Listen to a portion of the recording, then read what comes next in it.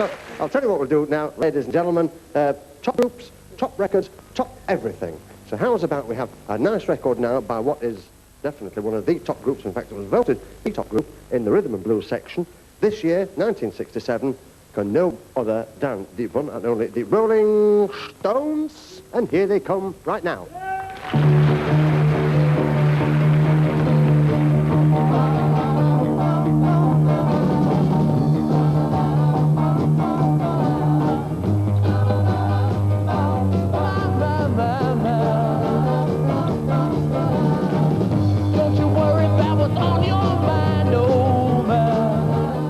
At the peak of his career, he is estimated to have reached 40 million people around the world every week.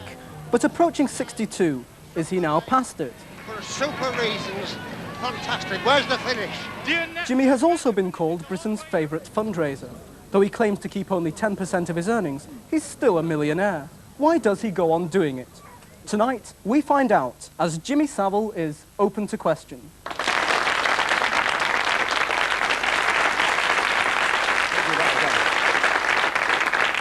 Approaching 62, Jim, can you claim to have any relevance in broadcasting and as a DJ to young people today? You don't look anything like that, dear friend. And I have a lot of relevance because I have a lot of wisdom, but my problem is that I can't be serious for any great length of time because I think that I'm in a candy floss business and it's fun and I don't ever turn it too serious. There are other serious sides of life, but the broadcasting business that you're talking about that I do, playing records and things like that, is fun. A question from Mary Boyd. Mr. Savile, your style as a presenter has changed little since the 60s. Do you think that is why you've become somewhat obsolete in the world of fast-moving pop culture? I don't know. That sounds like a Ministry of Agriculture and Fisheries announcement that you just made. and that I should ever sound like you'd be out of business in 2 seconds. The answer is, you'd have to tell me the answer. How can I tell you if you think that I'm obsolete? You see, it's just one of those things that you know how to go on.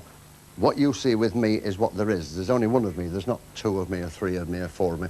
I'm not different here to where I am anywhere else. So if I'm obsolete, you tell me that I'm obsolete. All I know is that I'm having a great time. Are you happy with that, or would you like to come back? Do you not think sometimes, though, that the image that you yourself have just stated is maybe just a bit old-fashioned for the way that the times are moving? No, you'd have to tell me whether it was old-fashioned. How do I know whether it's old-fashioned? Well, if she told you, would you accept that? Yeah, sure. If I could be old-fashioned to her, and quite rightly so. But I am having a good time, and people say, will you come on things like Open to Question? After 30 years in the business, I'm here to open to question. Now, it could be, with all the guys and gals here, it could be that maybe I might be able to answer some of their questions about their life and which way they want to go, because I've already done it. I could be useful to them. Yes. So you think that having a good time justifies the amount of money you get per year? Well, I wouldn't know that. You see, the amount of money you get, in the old days, there was a thing called theatres, right? And a guy or an act would go on a theatre and they would get paid about a penny halfpenny for every seat they filled, OK? So at the end of the week, they would get maybe £20, which is a lot of money in those days. Now, instead of playing to a theatre with 200 or 300 people in, you can play to 20 or 30 million, so the money goes up accordingly. Yes. Mr. Savile, do you think that the license fee... Jimmy's the name, Jimmy. Jimmy, do you think that the licence fee for BBC should be abolished and replaced by advertising? I wouldn't see any reason why it shouldn't be, providing that the advertising didn't make the BBC lose any of its unique situation that it has. At the present moment, you see, the BBC is answerable to nobody except itself. If you could keep that and charge advertisers for the 2 or 3 minutes in between programmes, the BBC put on stuff in between the programmes anyway. If there were adverts, why not? And save people a lot of money. Colin Wilde. Mr. Savile, or Yeah, Jimmy. Jimmy. With all your fame and wealth, would you say you have lost contact with a lot of your past? Not at all, not at all, because I still live in Leeds, where I was born. My friends are still the guys that I went to school with. I go still out on the bike with them. I help out a lot of the time in a place called Leeds Infirmary, where I have porters. And if I came into any of those circles with false ideas about myself, those guys would soon knock it out of me. So no, I haven't changed now. Yes. Do you require the need to show your successful career in the dazzling array of affluence that you've acquired over the years. For example, your £48,000 watch, your numerous cars and houses that you've acquired. The £48,000 watch was a gift from somebody I never even knew, and you could hardly say that I was dazzling with affluence if you look at my shoes, which are my marathon training shoes, because I've just been training. So I think that anybody coming on television that wanted to dazzle would have gone to great efforts to be made up. I've got no makeup on, no. I'm hardly a dazzling figure, but I know what you mean. You surely don't claim that you're not very conscious of your image, though, Jimmy?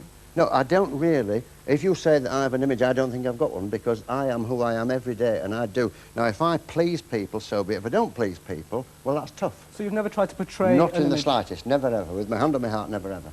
Mark Henderson. You claim to be very apolitical. Is this perhaps because it's one field of life you failed to master? No, on the contrary, I could be the Prime Minister, but I couldn't afford the drop in wages. So it never bothered me. Politics never bothered me. Ronan Quinn. Don't you think you could do a lot more and reach a lot more people if you became involved in the political sphere? And isn't your political apathy rather negative? Not really. If you are not a political animal, you're not a political animal. And if you're not a pop animal, you're not a pop animal. I was always a good time, good fun animal. And there's nothing wrong with that. It's just that you are what you are. You are what you're stuck with. I don't see why I should go into politics. I'm quite happy as things are. Yeah. You're a very influential figure with lots of media coverage. Don't you think you'd directly benefit the people you're trying to help if you used your position to criticise certain government policies, such as health service cuts? Not really, because that's political again, you see, and you said you are a position of influence. I got news for you, that's a myth, because people like me are not in a position of influence. If I said to any of my listeners on World Service, for instance, I'm going to play you a great record, and it wasn't a great record, nobody would believe me. So we have very little influence. We might have a lot of media coverage, but very little influence. But don't you sometimes feel it's all a little useless when you help people at Stoke Mandeville and they come out and then in the Stoke Mandeville region, for instance, only 41% of the disabled who apply for community care grants get them from the government? Do you not feel perhaps a little hopeless? Not really, because you see, what we do particularly at Stoke Mandeville, where we deal with a lot of accidents, using your logic, you'd leave the people lying in the road. And that would be out of the question. We take them in, we cure them, and what society does with them has got nothing to do with us as a hospital. And aren't you being a bit hypocritical, really, in spending all this time raising money for something when you could perhaps be putting your time into something far more useful and persuading governments to give that money? Then you wouldn't have to spend your time running around, you know, doing marathons to raise money for people. It's up to you guys to persuade government. It's not up to me. That is not my bag. But you're saying it's not up to you, so you're not using your vote, so you're not going to change things. So you're happy to run around doing your marathons? I'm happy to run around in my marathons. A person can only do so much, and if I went out of my field, I would be no good whatsoever. It's up to you guys. If that's your scene, you have got to try and change things, because you're going to come into power sooner or later, and you, I hope, keep the ideals that you've got now. A lot of people lose their ideals in the political world. I never meant to be in it, and I would steadfastly refuse to go into it. Nicola Burney. Don't you feel your fundraising efforts are encouraging the government to stay complacent and inactive towards these worthy causes? No, that's the way you look at it. The way I look at it is that nobody's going to take my right away to help people, because I've been helping people all my life. It's a family thing. I grew up with that atmosphere. It's rather like staying in the circus business. And my parents were great charity workers in their own way. I do that thing. Whether it's right or wrong, it's not up to me, but that's what I want to do. And I defend my right to help other people, regardless of whoever, whether they, government, should help them or not. Yes. But with you raising money to build a hospital, don't you think it makes it easier for the government to then give money away in tax cuts and spend billions on Trident and Polaris? No, try and look at it this way. If I raise, and my team with me, raised £10 million to build a hospital, we raise it from the public by having a good time. We ask them to have a good time, to do all sorts of things. They have a good time, they raise money, they send it to me. I cut out all the middlemen. I cut out all the treasuries and people like that. And so what you get from £10 million that anybody gives me, they get £10 million plus a building, and it's not watered down by going through 94 government departments. Yes. But you raise the money to build the hospital. The government has to staff it. So? But the thing is that it's like an Aladdin's lamp. They had to staff the old one. All I've done is rubbed an Aladdin's lamp and given them a new one for an old one. There's nothing wrong with that. Well, So you seem to see yourself as something of a genie then? No, not really. Aladdin. He was a beggar. Jim Backhouse. Do you think that fundraising activities by media presenters can actually create the capital that will be enough to attack the problems that you're trying to attack?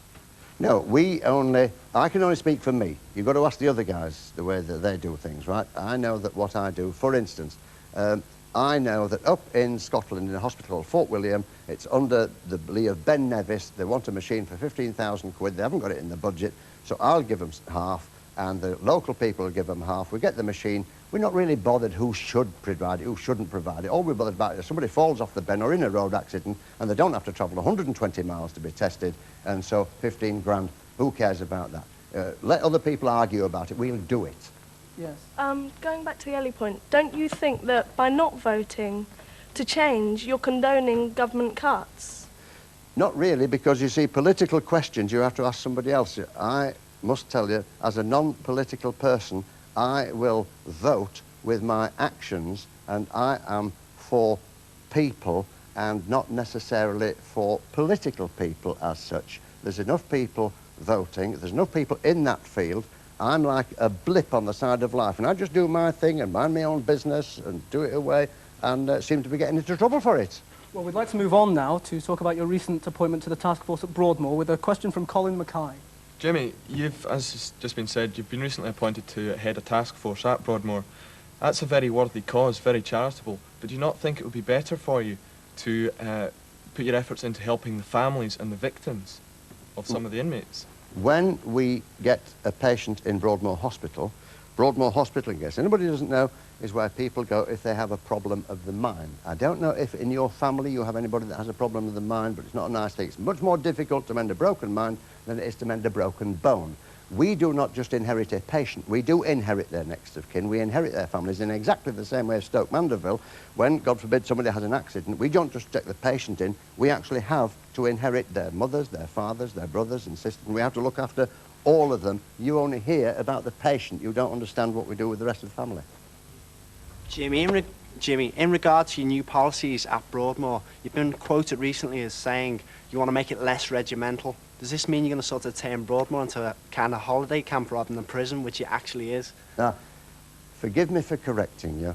It is not a prison. It never was a prison. It's a hospital. We have patients. We don't have prisoners. Jails have prisoners. Broadmoor is a hospital. But nonetheless, you do deal with people like the Yorkshire Ripper and Ronnie Cray. The people we deal with have got problems of the mind. They have gone forgive me for saying so, but they've gone mental to one degree or another.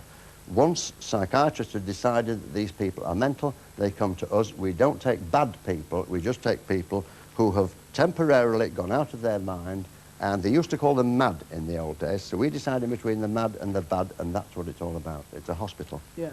Jimmy, if you don't want to be seen as political, we must of course respect that. But how will you reconcile that with the fact that you've taken a personal, now official appointment from the Conservative Minister of Health in an institution where the board have been summarily suspended and there's a bitter pay dispute that has been going on? What about when I took a commission from a Labour government and opened up a factory in Northern Ireland? Nobody said you do it as a Labour government. I don't care which government is in. If a government asks me, and funnily enough, I've done more things for Labour governments than I have done for Conservative governments. It's just that there's a Conservative government in now. So I don't see whether they are one or the other. If a government says to me, Jim, can you give us a hand with this? And if I can, and if I think I'll be any use, I will have a go, just like I was in Londonderry when I opened the bike factory there some years ago, which was incredibly successful.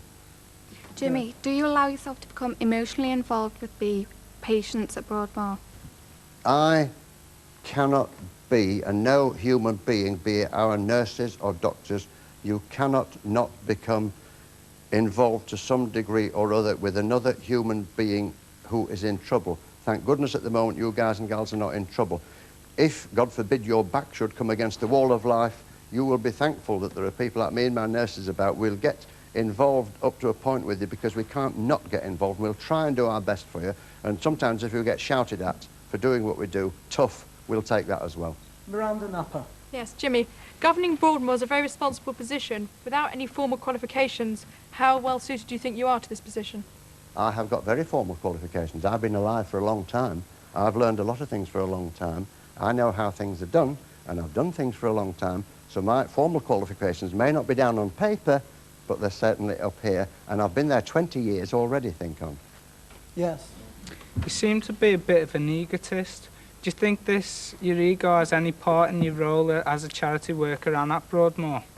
An egotist would wear makeup on television. An egotist would get properly dressed to come on television. I've got a crumpled old tracksuit and things like that. So if I'm an egotist, I don't know what an egotist is then.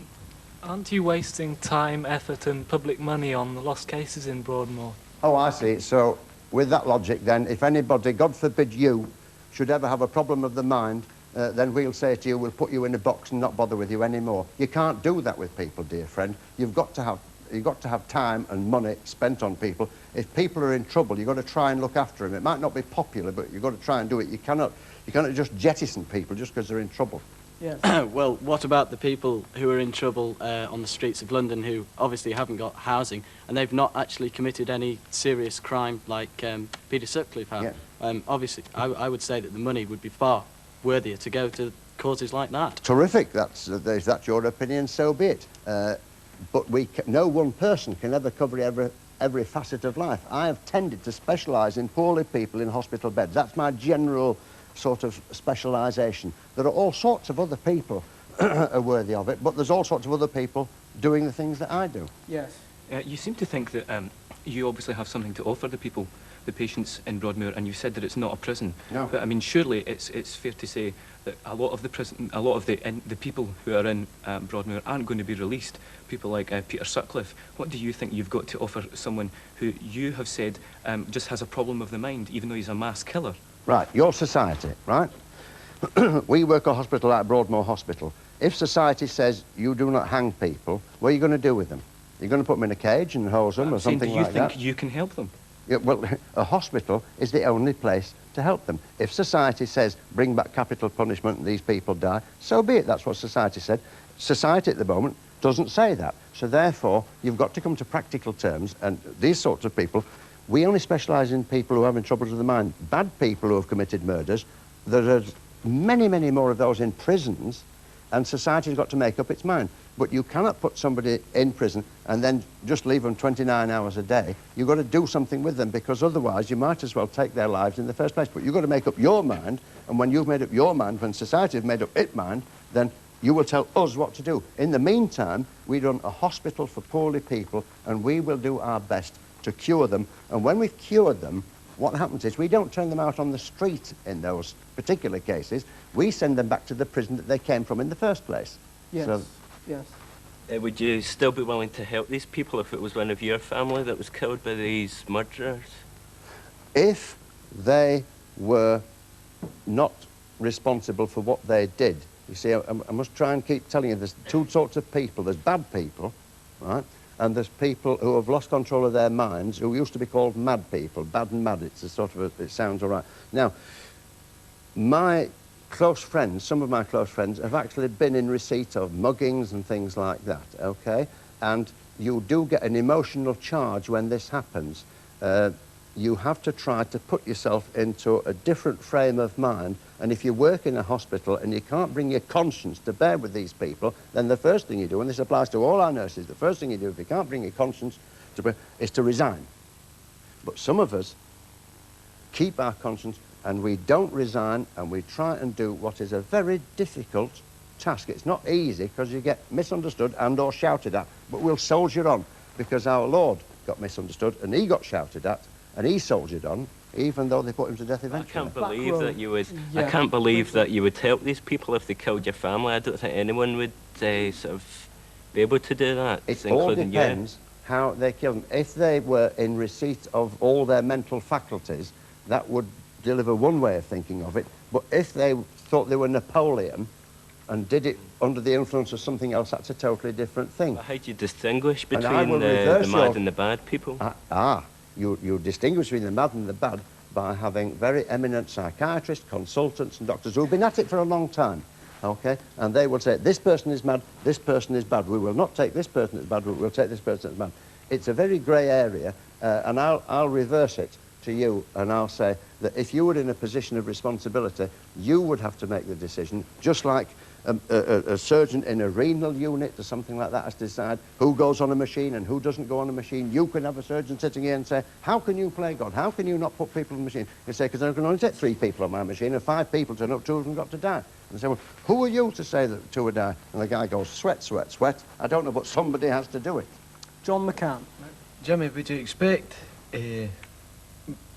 families of victims to be as forgiving as yourself? I'm not forgiving. I'm very practical. I didn't say forgive them.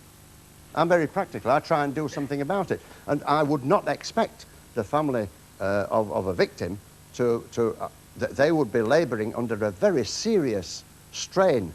And I would understand what they would say. And I wouldn't say, you must forgive these people. I'd say, you must try and come to terms with it, because it comes back to society. If you are society, if you say that these people don't hang, we have got to look after them. And it's as simple as that. You make up your mind, we do what you make up your mind to do. I don't excuse A couple more points on this, yes. Yes, society is therefore putting a lot of money into Broadmoor. You're putting a lot of time into it. What tangible results are coming out of Broadmoor for society? Right. Tangible results as follows. Every year at that hospital, repeat hospital, we release maybe 150 patients who've come in, not the glamour patients you're talking about whose names are in the paper and things like that, people who have problems of the mind who have become violent to one degree or another. They come in, they are treated by our doctors and nurses, and after 1, 2, 3, 4, 5, 8, 10 years, they are now able to cope with society so they can go back out. And we release 150 patients a year. Now then, every now and again, one of those lets us down. So I'll tell you what I'll do with you, pal. I will line those 150 people up from 18 upwards, right, who have become violent. We've got them and cured them over 2, 8, 10 years, whatever. And I'll say, out of those 150, one of those is going to let you down. You tell me what to do. You going to keep all 150 in forever? Or are you going to take a chance and let them out and hope that none of them let you down? It's a very, very difficult thing to do. So we are the silent success hospital. You don't see our successes, because if you are very important and you leave hospital, you've got the media there, you've got the sister on the ward there. If you're famous and you've come out of hospital, we can't do that at Broadmoor. We can't put somebody back out with the Broadmoor tag on them. So we are the silent success hospital. What are you going to do? You're going to keep 150 people in that shouldn't be in there? People who shouldn't be in there should be outside, or back in the prison to which they came from.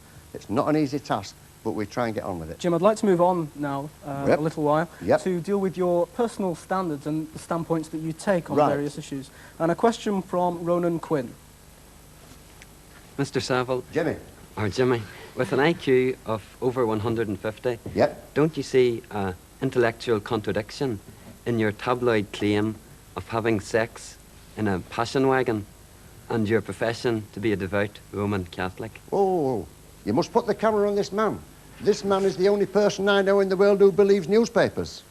Terrific. I never thought I'd meet anybody that believed newspapers. Actually, tremendous. Jim, I think we're also referring to the programme Pillow Talk on London Weekend, when you were interviewed by Emma Freud. This is the programme where they interview people in bed. And you also admitted to the same things that have been reported in the tabloid newspapers. So perhaps you could answer the question. Yeah, first of all, my friend over there was talking about a report in the paper about me being naughty in a minivan. The accusations are the same. In a minivan. It wasn't strictly true, and it was a juice-up from the paper, right? But if you believe it, they scored. Right? What we did with the programme where you were in bed, it was an outrageous programme, right? So therefore, I was expected to be a bit outrageous, and I was actually clothed, but I was clothed in a flesh-coloured pair of briefs. And I pretended that I didn't have anything on, and people in the studio actually believed I didn't have anything on. So it was an outrageous thing. It's called fun. It's But called, nonetheless, have Jim, any fun in the life anymore? Have we all got dead serious? the subject matter that we're talking about here Yes. was the same. The subject. What was it? Remind me the subject matter. I thought it was a fun thing, but never mind. Do you have an ideal woman, and if so, what is she like? Well, now then, yeah, I got one. I ain't never found her yet, actually, because the ones that I keep finding can't stand for me for longer than maybe, 5 years or 10 years or something like that, or 5 minutes or 5 seconds. I don't know, because I don't have any great paternal feelings, so I'm not one that wants offsprings and children and stuff like that. To me, all I know today is whatever day it is, and it's a nice day. And I told you at the outset, one of my problems is I can't be serious for any great length of time, and therefore I get would be a pain in the neck to a lot of people for not being serious. Mary Boyd. Jimmy, you've never been married, and often in your writings and, you know, your interviews yourself, you don't seem to have a very high regard of women. Oh. Do you feel that women are inferior to you, or are you frightened from them? Of course I have a regard for women. They don't come from the same planet as us. I mean, any fella here will tell you that. I mean, either you come from a different planet, we come from a different planet, but one sure thing, we don't come from the same planet. I don't know what writings you've been reading. It can't be my writings, because I would respect the ladies like they, I hope, would respect us fellas. We're worthy of respect, fellas, aren't we? Thank you very much indeed. Yes.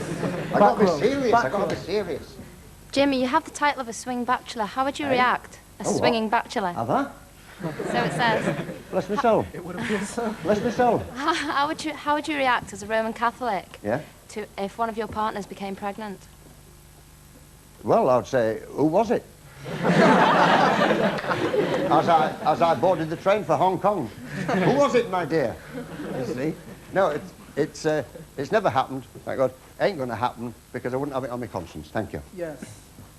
Jimmy, you're admit to be a devout Roman Catholic. So no, I don't admit it. I accept it. Right, you accept. If I was born a Presbyterian, I'd be a Presbyterian now. If I was born a Methodist, I'd be a Methodist. I was born a Roman Catholic, I'm quite happy to be one. Yeah, okay, but it's been pointed out that supposedly yourself have said that you've had hundreds of girls in planes, trains, etc. Yeah? Surely this is a contradiction in terms of your own religious beliefs. Well, it all depends, you see. I happen to be in the pop business. You cannot go through the pop business without knowing lots of young ladies. But the newspapers will juice it up no end, you see. And if they juice it up no end, that's the way that they work. And of course, in the pop business, you have a lot of girlfriends. But I ain't never married them, but I'm still friendly with girls that I knew years and years and years and years ago. Even those that got married. You can actually have a friendship with somebody without cleaving to them forever, you see. Yeah? Yes. Assuming the stories we read about you are true, don't you think you're a bad influence on the youth of today? With the you tell me. Am I a bad influence on you? I don't know, but... You don't know? Terrific. But with the claims that you've had hundreds of girls... Oh? Especially with the fear of AIDS going about today... Yeah? Don't you think you're a bad influence on young people? If I would have had claimed... Oh, I never claimed to have had hundreds of ladies, but if the newspapers have claimed to have, then obviously they must be talking about the times when I was on the top of the pops years and years and years ago. Right, and AIDS wasn't around then, for starters, number one. Number two, I must admit that in terms of romance and etc., I have got to be a bit boring because I don't drink, I don't smoke cigars. This is a terrible thing. Girls don't like you when you smoke cigars because you stink all the clothes out and you stink the town. And they actually find me a little bit boring, so all that claim about hundreds is just not true. Sorry about that, Paul. Very boring. Yes, Rana. Jimmy, I know you have reason to mistrust the newspapers and the Sun as well. I love them. I love them. I love them. Without them, life wouldn't be worth living. But if we go to a report in the Standard earlier this year, it said that you actually own a Mercedes mobile home with gold bath taps. On the other hand, you're said to have said that I live a very frugal life. Does the frugality here mean that you use the gold bath taps but you only run the cold water, or what? No. No. It doesn't suit you when you're clever like that. You should be more... No, what? If you don't... What you've got to do, you see, we've been... Let's have a little bit of an half time just now. You guys have been firing questions at me, and I have been as honest as I can possibly be, because I didn't know any of the questions you were going to hammer at me, right? Now, when you say to me about the frugal life, what you do is you put three things in and try to make them mean something, and it doesn't fool the viewers at all. I have gold-coloured taps. A lot of people have gold-coloured taps, but there again, you see, it goes in the paper. He has gold taps, and he's supposed to be frugal. It don't work like that. I quite like being clean, right? I might not look it, but I don't mind whether my taps are lead-coloured, gold-coloured, or whatever. It's not really important, the colour of your taps. Back row. Somebody before mentioned something about one of your partners becoming pregnant, and you said... I haven't had any partners become pregnant. Just saying. And you said you wouldn't have it on your conscience. No. Does that mean you regard sex as something dishonest that you wouldn't, that you think's disgusting? No, well, that's two questions you've asked me. You're talking about having babies. I wouldn't have babies on my conscience. Full stop. Yes. No, but does that What's involve sex got to do with as well? babies? Well, quite a lot, actually. Yeah? Well, perhaps that's why you're not a father. Yeah. Wonderful. I'm all for it. Yes. do you not believe, come Judgment Day, you're a Christian, don't you believe you put God in somewhat of a dilemma? Yes. There's Jimmy Savile, the good man that gives money to charity, that helps young children, and there's Jimmy Savile, who flies in the face of everything that's written in the New Testament about sexual promiscuity. Do I really? Oh, I didn't realise that. Well, no, you have admitted it to all. Have I admitted it to you? You've admitted it to the audience, yes, What, today? Yes, as far as I'm aware of, yeah. Oh, I see. Oh, well, I must have been asleep at the time. But I will answer your question. Come Judgment Day, you, me, I mean, stand up anybody who is so good that they will walk straight through the golden gates. I mean, are there any of you here? I would like to meet you. I think we'll all have a hard time. Now, me, when I stand in front of the table and St. Peter's there, he says, you are not coming in. And I'll say, well, why not? And he'll say, because you're a villain. And he'll show me the debit side. And I'll say, hang about. And I'll show him the credit side and say, does that mean anything? And if he says, that means nothing, then I'll threaten to break his fingers because... I mean, I don't know anybody who's going to get an easy ride into heaven. Yes, Miranda, no. Are you satisfied with your avuncular image? I mean, everybody sees you as... Avuncular? Uncle Tell me Jim. what avuncular means. Uncle-like. Uncle? I'm an uncle now. Terrific, yeah? Metaphorically, everybody sees you as Uncle Jim. Are you satisfied with that image? Well, I don't know anybody who sees me as Uncle Jimmy, actually. But you do terrific. Hello, my niece. Why didn't you send me a birthday card? Yeah, if that's how you want to think of me, you see, altogether today, some guy sees me as a sinner, some guy sees me as a villain, some guy sees me as wasting my time, you see me as an uncle. We can't understand how people see us, but we say, if you see me as an uncle, I'll try and be a nice uncle to you. I'll see you later. Yes, front row. We were talking earlier, Jimmy, about the great works you do for charity. How do you answer sceptics who say that you do all these great works for Broadmoor and Stoke Mandeville for your own self-aggrandisement? Well, you see, first of all, those people don't know that when I was growing up, my mother and father on whist drives, beetle drives, solo drives, all sorts of things, and I grew up in that atmosphere. I said that at the start. It's like being in a circus family, so you gravitate towards that, you see. Now, I never questioned why I did things. I only went from my heart. So if I wanted to look after somebody, then that would be from my heart. And if somebody said, ha-ha, you're doing it to get in the papers, I say, am I? Oh, sorry about that. Now there's another argument. So if I go, for instance, I'm going to help a church that has 7 houses and 600 cows. That's its entire population. One church, 7 houses, 600 cows. If my picture didn't go in the paper and said, Jimmy Savile's coming for a sponsored walk, there'd be nobody turn up. There's only 600 cows, right? If they said a £2 a week coal miner's turning up, like what used to be, that'd be... So being well known actually has its use.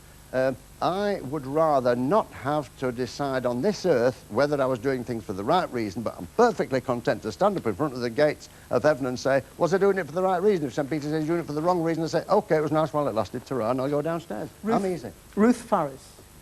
You've already influenced a generation of young people. Have I? Do you have no regrets about not having any children of your own? Number one, I don't think I've influenced anybody at all, really, except maybe a few people run a few marathons that wouldn't have done because they're looking to say, if he can do it, I can do it. And so about 18 miles, I said, wait till I see him, I'll kill him. So I don't think I've influenced anybody, right? Having children of my own, no, I never particularly wanted to have any because I've got plenty of other people's. I've got 4 sisters and 2 brothers. They've all got plenty of kids. I've got plenty of kids on Jim Will Fix It. So my kids, to me anyway, the best sorts of kids is they all go home to their parents. And I go off to a Chinese takeaway. If you had children or even grandchildren, how do you think they'd have regarded you now, a 62-year-old DJ, perhaps? Very strange. This is why I'm asking. They would have considered me very strange, but I haven't got any, so I can't tell you. Right. Well, with that, Jimmy Savile, thank you very much for being open to questions. What's happened?